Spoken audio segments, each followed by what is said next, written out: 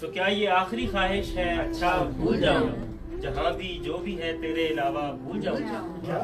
तो क्या ये दूसरा ही इश्क असली इश्क समझूं? तो क्या ये दूसरा ही इश्क असली इश्क समझूं? तो पहला तजुर्बे की जेल में था, भूल जाऊं। वाह वाह वाह, क्या कहना।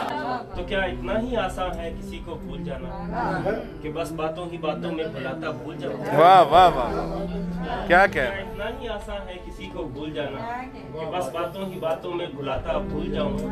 कभी कहता हूँ उसको याद रखना ठीक होगा, मगर फिर सोचता हूँ फायदा क्या? भूल जाऊं, क्या बात, क्या बात, क्या बात। मगर फिर सोचता हूँ फायदा क्या? भूल जाऊं, ये कोई कत्ल थोड़ी है कि बात आई गई। क्या बात है यार, क्या बात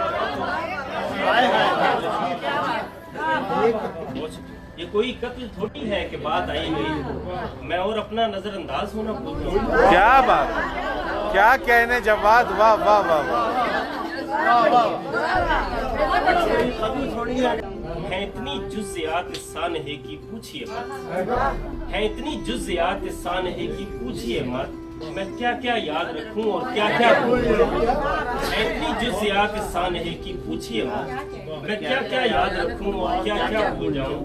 कोई कब तक किसी की बेवफाई याद रखे? हाय हाय। कोई कब तक किसी की बेवफाई याद रखे?